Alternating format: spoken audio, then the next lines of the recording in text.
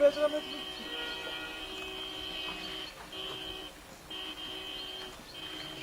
Bir de yapmayacağım bu bırakın. Çok iyi gidiyor.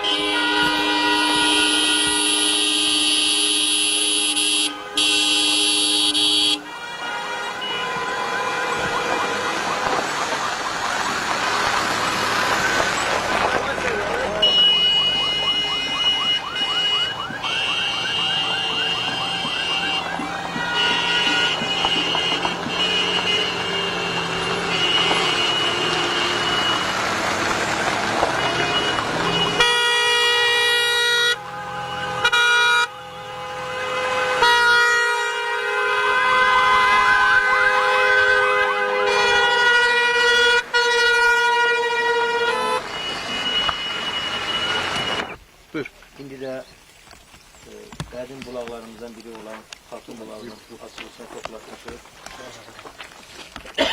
Babalarımız su axan yerdə yurt salırlar deyiblər. Elə ata babalarımız da doğma çayırınızda su mənbələri olduğuna görə burada yurt salırlar. Kendimizin altından ortasından büyük bir çay akır. Kendimizin adı da elə bu çayın adı ilə bağlıdır. Su çəkmək, bulaq düzəltmək və s.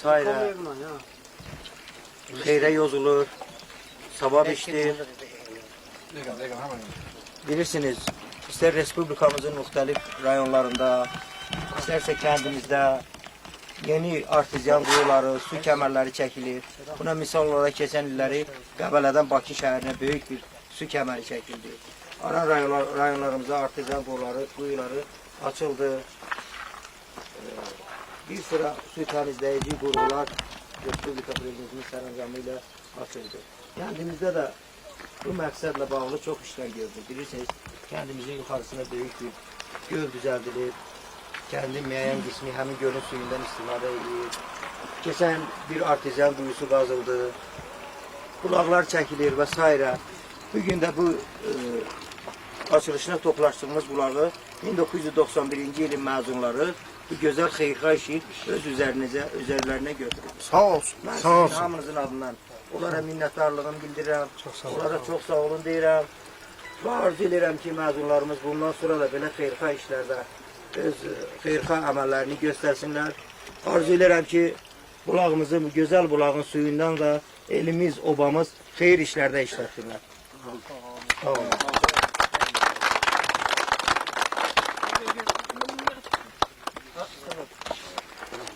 Açalım.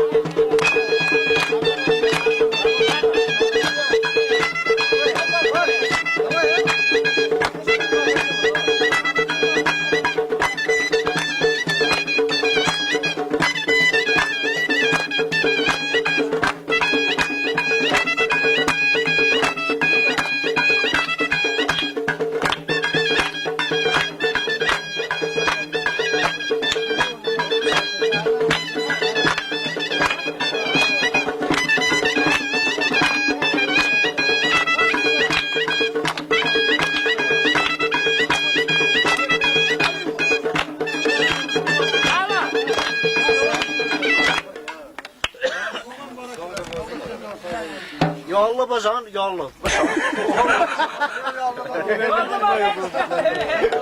Yallı.